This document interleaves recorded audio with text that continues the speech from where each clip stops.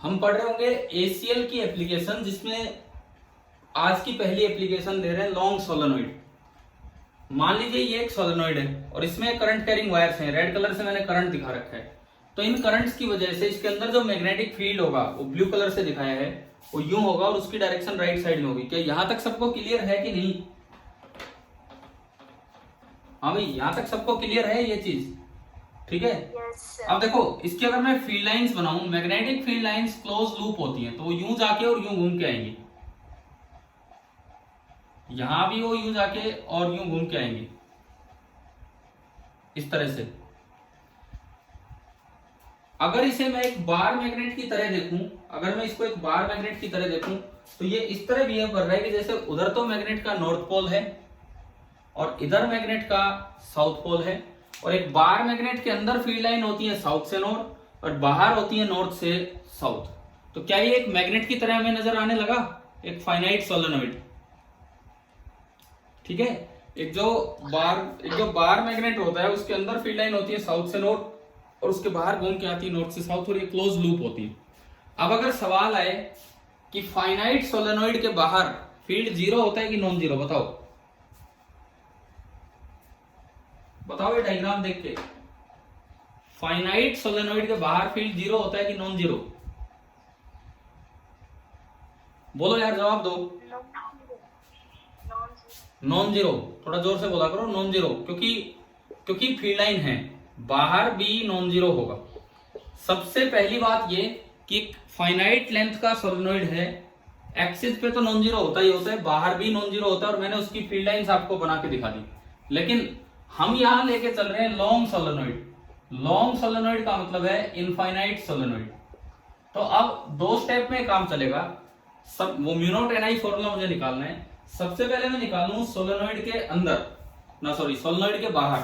अब सोलेनोइड के बाहर लॉन्ग सोलेनोइड का देखते हैं कि क्या होगा क्या नहीं होगा। देखिए,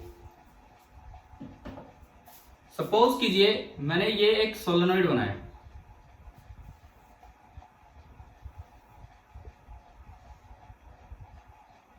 लेंथ थोड़ी ज्यादा है इसकी, इस तरह का।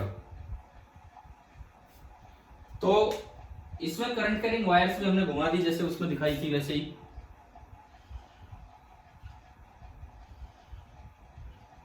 इस तरह से ये वायर्स हैं, पूरे में ये वायर्स हैं लास्ट तक, और उनकी डायरेक्शन मैंने दिखा दी है। अच्छा, अभी जो पिछला डायग्राम बनाया था उसमें नीचे ले रखा था, तो इसमें भी नीचे कर देते हैं। ये करंट ऐसे लिया था उसमें, तो ये करंट हमने दिखा दिया इसमें। अब देखो, बीएसएल ये कहता है कि आप सोर्स एलिमेंट, करंट एलिमेंट से जितनी दूर जाओगे फील्ड उतना ही कम होगा। भाई बीएसएल का फॉर्मूला कहता है, कोई भी एलिमेंट आपने बना आइडियल, उसका डीबी आता है म्यू नॉट, क्या आता है डीबी का फॉर्मूला बताओ? Mu not upon 4 pi into ideal cross R upon R cube. तो अपॉन आर क्यूब आ रहा है, एक आर से एक आर कटेगा भी तो नीचे आर स्क्वायर है। मतलब जितना दूर आप सोर्स एलिमेंट से जाओगे उतना ही फील्ड कम होना चाहिए। जितना दूर आप सोर्स एलिमेंट से जाओगे उतना ही फील्ड कम होना चाहिए। सपोज मैं इससे काफी दूर चला गया, मैं यहां कहीं हूं इस तरह से। अकॉर्डिंग टू बीएसएल, बीएसएल जो हमें बताता है वो ये बताता है कि if R increases then B decreases. अभी बताओ, ये बात आई समझ में? ये जो मैंने लिखा है अभी बोर्ड पे, ये पॉइंट बोलिए, क्लियर है कि नहीं? करंट एलिमेंट से आप जितनी दूर जाओगे बी उतना ही कम होगा। And if R tends to infinity, तो बी कितना हो जाएगा उस बेसिक फॉर्मूले से? बी कितना हो जाएगा? 0। मतलब आप किसी भी करंट एलिमेंट से, किसी भी करंट सोर्स से बहुत दूर चले जाओ तो बी हो जाना है 0। इस चीज का अभी हम यूज करेंगे, इस चीज का यूज करेंगे इस एसीएल की एप्लीकेशन में। तो स्टेप फर्स्ट, मुझे अंदर निकालना है फील्ड, लेकिन उसके लिए पहले मुझे बाहर निकालना होगा। Find B outside the solenoid. Find B outside the solenoid. देखो कैसे निकालेंगे, सुनिए। मैं यहां कहीं 2 पॉइंट लूंगा अब इसमें। एक पॉइंट मैंने लिया R1 डिस्टेंस दूर, और दूसरा पॉइंट मैंने लिया इसके एक्सिस से R2 डिस्टेंस दूर, यहां R1 डिस्टेंस दूर जो लॉन्ग सोलेनोइड के बाहर मैंने फील्ड मान लिया B1 एंड R2 डिस्टेंस दूर जो मैंने फील्ड माना है दैट इज B2। मैंने अभी आपको फील्ड लाइंस दिखाई थी, अगर ये यूं करंट जा रहा है तो मैग्नेट के अंदर तो फील्ड लाइन इधर होंगी, सोलेनोइड के अंदर तो इधर होंगी और बाहर घूम के यूं आनी। क्लियर ना? अभी अभी हमने बनाया था, इसका मतलब इस जगह फील्ड लाइन इधर जा रही होगी और सिमिलरली इस जगह भी फील्ड लाइन इधर जा रही होगी। आप ये बताओ क्या दोनों डायरेक्शंस क्लियर होगी इस करंट के अकॉर्डिंग? क्या इस करंट के अकॉर्डिंग आपको दोनों डायरेक्शन समझ में आ गई है कि नहीं? इसके अंदर तो फील्ड लाइन उधर जा रही है और ऊपर से घूम के यूं आ रही होंगी। ठीक है, बोलो क्लियर हो रहा है यहां तक क्या बनाया हमने? Yes sir. अब आप क्या करेंगे, एक एम्पीरियन लूप बनाएंगे। कैसे बनाएंगे देखिए, मैंने एक एम्पीरियन लूप बनाया जिसका एक पार्ट यहां से पास होगा R1 डिस्टेंस दूर, एक रेक्टेंगुलर लूप, और एक पार्ट यहां से पास होगा R2 डिस्टेंस दूर, और ये मैंने उसको क्लोज कर दिया, ये मैंने उसको क्लोज कर दिया। तो इस तरह से मैंने ये एक ब्लैक कलर में एक रेक्टेंगुलर एम्पीरियन लूप बना लिया। This is our Amperian loop.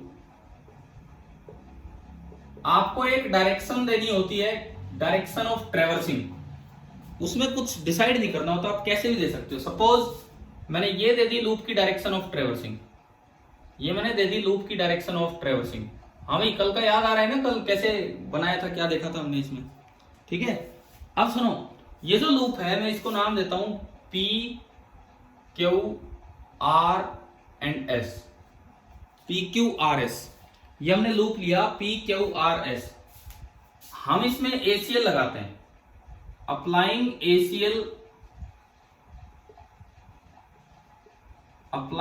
ACL in the loop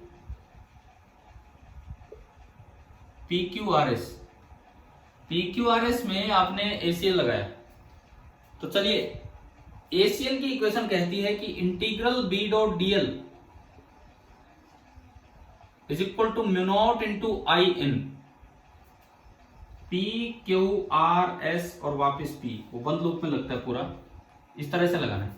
अच्छा, फील्ड लाइन हम पहले ही देख चुके हैं, इसके अंदर तो फील्ड इधर होगा और इसके बाहर जो फील्ड होगा वो इस तरफ होगा। यानी कि इसके बाहर आप कहीं भी देखोगे, इसके बाहर आप कहीं भी देखोगे तो जो फील्ड होगा वो इधर की तरफ ही होगा। यहां भी यूं, इस लाइन पे भी यूं, इस लाइन पे भी यूं और इस लाइन पे भी यूं, चारों लाइन पे। मैं इसको 4 पार्ट्स में ब्रेक करके निकालूं। ये क्लोज लूप पे जो इंटीग्रल B डॉट DL है, मैं इसको 4 पार्ट्स में ब्रेक करके निकालूं। कैसे? Integral B dot DL PQRS P, सबसे पहले मैंने निकाला B डॉट DL PQ में, अभी करते हैं यहां। फिर integral B dot DL QR में, integral B dot DL RS में, and integral B dot DL SP। ये 4 पार्ट्स हैं। आप एक बार बोर्ड पे ध्यान देके बताओ मुझे कि PQ में B और DL के बीच की डायरेक्शन देख के बताओ। ये जो लूप है मैंने इसकी लेंथ मान ली L, ये जो लूप है मैंने इसकी लेंथ मान ली L और इसकी ब्रेड्थ मान ली B, ये जो रेक्टेंगुलर लूप है। हाँ भाई, P से Q में हमारी डायरेक्शन ऑफ ट्रेवर्सिंग तो है P टू Q। और बताओ मैग्नेटिक फील्ड Q से P की तरफ है या P से Q की तरफ है? PQ लाइन पे Q से P। हमारी DL की डायरेक्शन उधर है और ये मैग्नेटिक फील्ड इधर है, तो एंगल 180 डिग्री हो गया। तो एंगल 180 डिग्री होने से ये जो पहला खुलेगा ये आएगा B1 इंटू इसकी लेंथ, पूरी लेंथ है L, इंटू कोस 180 डिग्री, और कोस 180 इसको क्या बना देगा? -1। भाई ये हुआ क्या है, देखो ये लॉन्ग सोलेनोइड है तो इस पे हर जगह आप B1 मान सकते हो। तो जब इसको खोलोगे, मैं पूरा इतना इतना लिख नहीं रहा यहाँ, B का मैग्नीट्यूड B1 इंटू DL का मैग्नीट्यूड जो भी होगा और इंटू कोस 180, क्योंकि B1 इधर है और DL इधर है, कोस 180 बनेगा -1, तो माइनस बाहर आ गया और ये बना इंटीग्रल B1 इंटू DL। और B1 क्योंकि पूरी लाइन पे कांस्टेंट रहेगा तो B1 आप बाहर निकाल लोगे, अंदर ओनली इंटीग्रल DL बचेगा और इंटीग्रल DL को हम ये लेंथ लिख देंगे L। तो आप बताओ क्या पहला ब्रैकेट समझ में आ गया कि पहला इंटीग्रेशन -B1L आना है? क्लियर हो गया सभी को? हाँ जी, कोई डाउट है क्या इसमें, ये कैसे आया -B1L? ठीक है, सेकंड बताओ। अब सेकंड आप बताओ, कोई भी बच्चा देख के, integral B dot DL Q R में क्या होगा? 0। बिल्कुल 0 सही है जिसने भी जवाब दिया, क्योंकि डीएल तो ऊपर है और जो मैग्नेटिक फील्ड है वो हर जगह इधर होगा। बाहर लाइन यूं आ रही, मैग्नेटिक फील्ड तो इधर होगा और डीएल ऊपर है, तो एंगल आपका 90 डिग्री, डॉट प्रोडक्ट 0, कोस 90 0। चलिए अब आरएस में बताओ क्या होगा? आरएस में क्या होगा? कोई बोल रहा है क्या कुछ? हाँ, बी नहीं, वहां पे है B2 इंटू एल, प्लस का B2 इंटू एल, क्योंकि B2 इंटू इंटीग्रल के अंदर है B2 into DL into cos 0 1, B2 बाहर आएगा और इंटीग्रल डीएल वो पूरी लेंथ एल हो जाएगी। और सिमिलरली जो लास्ट वाला है SP, वो क्या बनेगा? बोलो 0, क्योंकि डीएल यूं है और बी इधर है, ये आपका हुआ 0। तो आप अगर इस पूरे को इकट्ठे करते हो, L कॉमन आ गया और अंदर बच रहा है B2 माइनस B1। मैं इधर आ रहा हूं अपने ACL वाली इक्वेशन पे। ACL वाली इक्वेशन को मैं आगे बढ़ाऊं तो this implies L common B2 minus B1 is equal to mu not into I in. बताओ लूप के अंदर कितना करंट जा रहा है? लूप के अंदर देखो, करंट यहां से बाहर निकल रहा है डॉट, करंट यहां से अंदर जा रहा है क्रॉस। क्या लूप में करंट कैरिंग वायर जा रही है क्या कोई भी, जो आपने एम्पीरियल लूप माना उसमें? जो हमारा भाई एक भी करंट कैरिंग वायर है एम्पीरियल लूप में, अंदर या बाहर की तरफ कहीं भी नहीं है ना? नहीं है, तो आई इन कितना हो जाएगा? आई इन कितना हो जाएगा? 0। क्या क्लियर हुआ सभी को? क्योंकि सारा करंट यही घूम रहा है, उस लूप में से एक बार भी करंट नहीं निकल रहा है ना उसमें एंटर कर रहा है। यहां से बताओ क्या रिजल्ट आया मेरे पास? यहां से क्या रिजल्ट आया? ये 0 हो गया, L तो 0 है नहीं, तो यहां से क्या रिजल्ट आया? B2 is equal to B1। पहले तो ये बताओ क्या ये मैथमेटिकली रिजल्ट आपको समझ में आ गया कैसे हम लेके आए? B2 is equal to B1। थोड़ा जवाब दो यार, बोला करो ऐसे चुप नहीं। क्या यहां तक आ गया समझ में? ठीक है, अब सुनो, ये एक बड़ा इंपॉर्टेंट रिजल्ट है क्या कि B2 ज्यादा दूर वाले पॉइंट पे फील्ड था, B1 कम दूर वाले पे, और दोनों जगह फील्ड सेम है। इसका मतलब एक लॉन्ग सोलेनोइड, एक इनफाइनाइट सोलेनोइड के बाहर जो फील्ड होता है वो डिस्टेंस से इंडिपेंडेंट है। चाहे आप कम दूर देखो चाहे ज्यादा दूर, हर जगह उसकी वैल्यू क्या होगी? बिल्कुल सेम। तो पहले आप ये बताओ, ये मैंने ACL लगाया, इससे रिजल्ट हमारा सामने आया कि भाई लॉन्ग सोलेनोइड का जो फील्ड है B outside is distance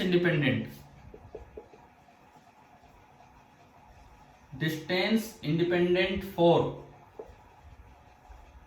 long solenoid. और दूसरी बात, ये क्या लिखा है ये बताओ? अगर आप बहुत दूर चले जाते हो तो BSL के अकॉर्डिंग B कितना होना है? बहुत दूर चले जाते हैं तो BSL के अकॉर्डिंग B कितना होना है? 0। इसका ये मतलब है कि if R2 tends to infinity then B is 0, और डिस्टेंस से इंडिपेंडेंट है। आप बहुत दूर जाओ कि पास रहो, फील्ड सेम होना है।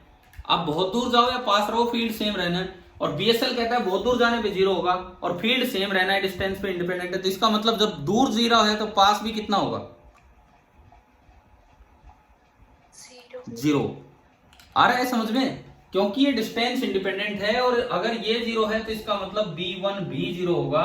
और इसका ये मतलब है कि लॉन्ग सोलेनोइड के लिए बाहर फील्ड कितना हो जाना है? 0। फाइनाइट सोलेनोइड के लिए नहीं होगा, इनफाइनाइट सोलेनोइड के लिए होगा। पहले तो ये बताओ, स्टेप फर्स्ट इस डेरिवेशन का समझ में आया कि नहीं आया? ठीक है, अब देखो बहुत से बच्चे केवल क्या करते हैं, केवल स्टेप सेकंड से शुरुआत कर लेंगे कि बस अंदर निकालना है, और बाहर का एक अजम्पशन लिख जाते हैं कि एज्यूमिंग दैट बाहर भी 0 है, और फटाफट वो स्टेप सेकंड कर जाते हैं। ऐसे नहीं करना है, पूरा ये ढंग से दिखाना है, बिकॉज ये आ भी सकता है। ये वाला प्रूफ तो बोर्ड में भी आ जाता है, सोलेनोइड वाला। अब देखिए स्टेप सेकंड पे हम चलते हैं। स्टेप सेकंड, अब मुझे निकालना होगा find be inside the solenoid. अब वो देखते हैं हम कि सोलेनोइड के अंदर बी कैसे निकाले, लॉन्ग सोलेनोइड के अंदर।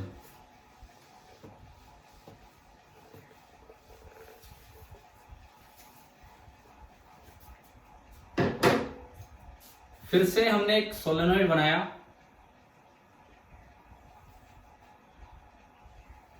एक लॉन्ग सोलेनोइड है, एक लॉन्ग सोलेनोइड हम बना के चल रहे हैं इसी तरह से। अब मैं वो बार बार वायर ना दिखा के यूं बना दूं तो शायद आप समझ जाओगे।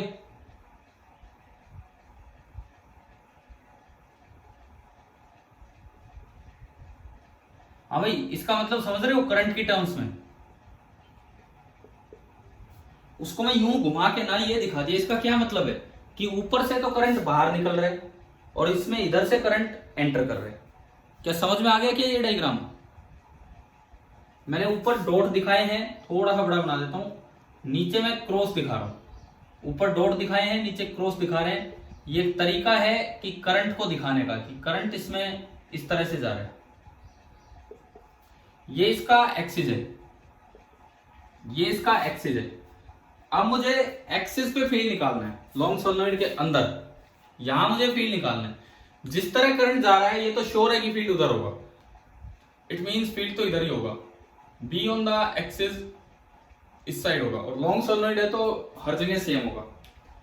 अब आप क्या करेंगे, फिर से एक एम्पीरियल लूप बनाओ, लेकिन इस बार आधा पार्ट बाहर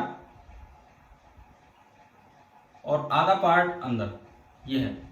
मैंने फिर दोबारा से एक लूप बनाया, उसी तरह से मैं नाम दे दूं PQRS, PQRS, ये मैंने लूप का नाम दिया। डायरेक्शन ऑफ ट्रेवर्सिंग भी मैं दे रहा हूं, कैसे भी आप दे सकते हो। ये आपकी डायरेक्शन ऑफ ट्रेवर्सिंग होगी। बीच के जो दो पॉइंट है मैं इनको और नाम दे रहा हूं। ये जो दो पॉइंट बचे हैं मेरे, मैंने इसको बोल दिया A एंड इसको बोल दिया B, बस ये। अब देखो इस सोलेनोइड में number of turns per unit length वो हम मानते हैं n। Number of turns per unit length is n। दूसरी बात, current in each turn that is I। अब मैं अगर इस पे लगाऊं ACL, ये जो लूप दिखाया है, अब आधा अंदर आधा बाहर, इस पे ACL लगाया, integral B dot DL is equal to mu not into I in. अब इंटीग्रल B डॉट DL को पार्ट्स में ब्रेक करो। कितने पार्ट्स में? PQ, QA, AR, RS, SB, BP, बस इतने से पार्ट्स। और फील्ड लाइन पहले दिखा लो। जिस तरह करंट जा रहा है, बताओ, जिस तरह करंट दिखाया है इस सोलेनोइड के अंदर फील्ड लाइंस लेफ्ट से राइट होंगी, राइट से लेफ्ट होंगी? बोलो। अरे हाँ, जैसे हम बनाते आए ना पहले, ये यूं चलते रहेंगे। अच्छा, अब देखिए मैं इसको पूरा अगर ये खोल के दिखाऊं, यहां पे इंटीग्रल B डॉट DL को अलग अलग पार्ट्स में ओपन करें, PQRSP को सबसे पहले PQ में मैं सीधा लिखता चलूं, वो बार बार नहीं तो फिर इक्वेशन ही बढ़ाने वाली बात है। सीधा लिखता हूं PQ में। देखो इस लूप की लेंथ फिर दोबारा से L ही मान लेते हैं, बस लेंथ ही मानने की जरूरत है, ब्रेड्थ की जरूरत ही नहीं पड़ेगी, लेंथ L मानी हमने। हाँ भाई, P से Q जब ये खोलेंगे तो क्या बनेगा? B भी आगे की तरफ है, L भी आगे की तरफ है, एंगल cos 0 हो गया और B लॉन्ग सोलेनोइड के एक्सिस पे कांस्टेंट होगा, तो इट मींस B बाहर आ जाएगा और अंदर इंटीग्रल DL बचेगा। तो बताओ फर्स्ट टर्म क्या आएगी PQ में? B on the axis into L। Second term QA में, Q और A में B तो आगे है और DL ऊपर है, तो डॉट प्रोडक्ट 0। ये 0 होने का कारण ये है कि थीटा 90 है, यहां पे थीटा 0 डिग्री है। चलिए आगे बढ़े। AR, अभी एक रिजल्ट प्रूव किया था, लॉन्ग सोलेनोइड के बाहर फील्ड कितना होता है? 0। अभी तो प्रूव करके आए कि वो डिस्टेंस इंडिपेंडेंट है और इस वजह से 0 है। तो AR में जब B ही नहीं है तो AR पे integral B dot DL 0। Similarly RS पे भी कितना होगा? 0। सिमिलरली SB पे भी कितना होगा? 0। देखो अगर बोर्ड में प्रूफ आता है ना तो आप डायरेक्ट नहीं लिखेंगे, बोर्ड में प्रूफ आता है तो एक बार इसको पिछली बार की तरह ब्रेक करके लिखोगे। ये सर्कल हटा देना बाद में, integral B dot D L P Q, फिर Q A R R S, समझ गए हो ना। फिर उससे अगले स्टेप में आना है। 3 ये गए। चलो जी बीपी में बताओ, बीपी में कितना होगा? बीपी में 0। लेकिन इस बार रीजन फिर वही आ गया कि थीटा 90 है। इन तीनों में रीजन था कि बी 0 है। एक और बच गया कि हो गए पूरे सारे ही हो गए।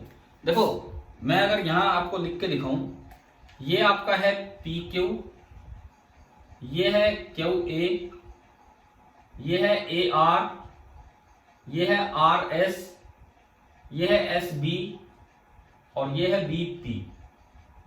चलो सारे आए समझ में। तो यहां से अगर मैं देखता हूं तो केवल एक ही वैल्यू बची है, ओनली ये कितना होगा? B axis into L. तो ये मैंने यहां पुट किया, B on the axis into L is equal to mu not into I in. बताओ एक बार यूं देख के बताओ कि ये जो ग्रीन कलर है, ये जो लूप है, इसके अंदर डॉट्स आ रहे हैं कि क्रॉस आ रहे हैं? डॉट्स। इसके अंदर केवल डॉट्स आ रहे हैं। इसका मतलब करंट बाहर निकल रहा है। करंट बाहर निकल रहा है तो इसकी सर्कुलेशन के अकॉर्डिंग, इसकी ट्रेवर्सिंग के अकॉर्डिंग वो करंट आई इन पॉजिटिव में काउंट होगा कि नेगेटिव में? आई इन पॉजिटिव रखा जाएगा कि नेगेटिव, जिस तरह आपने सर्कुलेशन लिया है या ट्रेवर्सिंग ली है लूप में? बताओ। जिस तरह से आपने ट्रेवर्सिंग ली है तो बाहर वाली डायरेक्शन पॉजिटिव होगी और अंदर वाली डायरेक्शन नेगेटिव होगी। तो बताओ ये आई इन पॉजिटिव लिया जाएगा कि नेगेटिव? फिर दोबारा सुनो, ये करंट यूं घूम रहा है, सॉरी करंट नहीं, ये लूप में हम यूं घूम रहे हैं। हमने कल आपको एसीएल में सर्कुलेशन ऑफ बी लिखना सिखाया था कि म्यू नॉट आई, और आई कब पॉजिटिव लेते हैं कब नेगेटिव। जिस तरह आप इसमें ट्रेवर्स करते हुए आए हो, बाहर वाली डायरेक्शन पॉजिटिव है और अंदर वाली डायरेक्शन नेगेटिव। इनमें केवल डॉट है। डॉट का मतलब करंट बाहर आ रहा है कि अंदर जा रहा है? बाहर आ रहा है। और हमारी डायरेक्शन ऑफ ट्रेवर्सिंग के अकॉर्डिंग ये वाली डायरेक्शन पॉजिटिव है। तो बताओ आई इन पॉजिटिव होगा कि नेगेटिव होगा? पॉजिटिव। हर एक टर्न में करंट जा रहा है आई, हर एक टर्न में करंट जा रहा है आई। समझ में आ रहा है भाई? हर एक टर्न में आई करंट जा रहा है। तो अगर 2 टर्न इस लूप के अंदर होंगे तो 2i, 3 टर्न होंगे तो 3i। तो बताओ ये जो आपने ग्रीन कलर का लूप बनाया है, इसके अंदर कितने टर्न्स आ रहे हैं, कितने बार आई करंट आ रहा है इसमें? ना, थोड़ा सही बताओ। ये जो ग्रीन कलर का लूप बनाया है, इसमें कितनी टाइम्स करंट बार बार बाहर निकले? 4। और ये 4 क्या बोल दिया? इसको क्यों काउंट कर रहे हो? इसको क्यों काउंट कर रहे हो? ये 4 तो मेरा दिखाने के है, मैं कितने डॉट लगा दूं? ये थोड़ी है। ये देखो लेंथ कितनी है, ये लूप की लेंथ कितनी है? L। और यूनिट लेंथ में कितने टर्न्स आ रहे हैं? N। तो L लेंथ में कितने टर्न्स होंगे? N into L। और हर टर्न में करंट है I, फिर I, फिर I, फिर I, तो NLI। समझ में आई? मतलब समझ में आया? ठीक है। तो I इन की जगह प्लस का होगा N into L into I, और L से L कैंसिल। तो बताओ यार क्या आ गया? बियॉन्ड द एक्सिस क्या आ गया? क्या आया beyond the axis? Mu not N I. क्या हमने फाइनाइट सोलेनोइड के टाइम ये पढ़ा था कि नहीं? मतलब वो जो बीएसएल वाले टाइम पे भी ये स्पेशल केस बना के। ठीक है। तो अब देखो, अब मैं आपको बताता हूं, जैसे ये जब आता है कहीं भी ये क्वेश्चन प्रूव करना, तो अक्सर बच्चे केवल स्टेप सेकंड स्टार्ट करते हैं, केवल स्टेप सेकंड। रीजन ये है कि एनसीईआरटी में सीधा स्टेप सेकंड दे रखा है। फिर वहां वो एक गड़बड़ ये कर जाते हैं, अजम्पशन लिख जाते हैं। क्या बाहर ये हमने एज्यूम किया है B0 है या प्रूव किया है? क्या बाहर एज्यूम किया है B0 है या ACL से प्रूव किया है? प्रूव किया है। तो अगर सोलेनोइड के केवल बाहर ही B निकालना आ गया तो फिर कैसे करोगे? फिर अजम्पशन, ये तो फिर यही एज्यूम कर लो भाई, लेट अस एज्यूम के अंदर B है, mu not N I, hence proved. ये थोड़ी होगा, तो आपको करके दिखाना होगा। अब बताओ क्या ये सोलेनोइड में ACL अप्लाई करना आपको अच्छे से आ गया? दोनों जगह, बाहर भी और अंदर भी। ठीक है, क्लियर है ना सभी को? ठीक है। अब देखो, एक रियल सोलेनोइड और एक आइडियल सोलेनोइड में मैं ग्राफ में थोड़ा सा डिफरेंस बताता हूं आपको।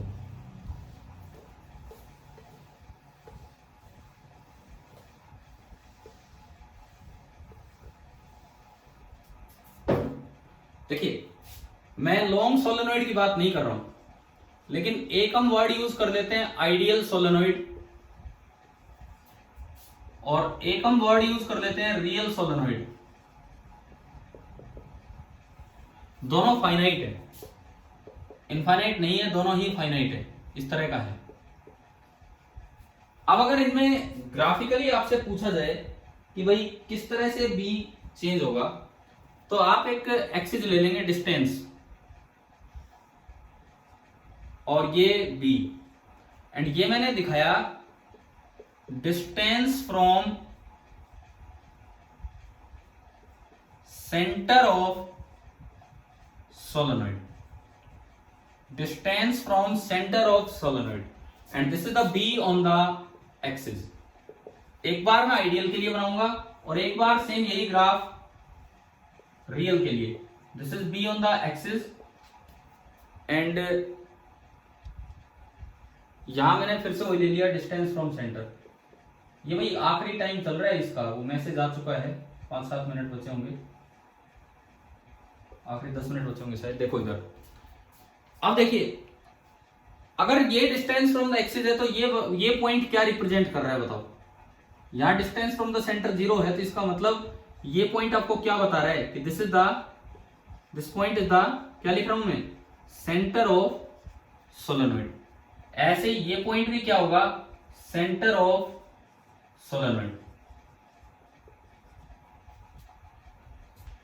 अब फाइनाइट तो है, लेकिन हम मान के चल रहे हैं कि थोड़ा बड़ा ही है।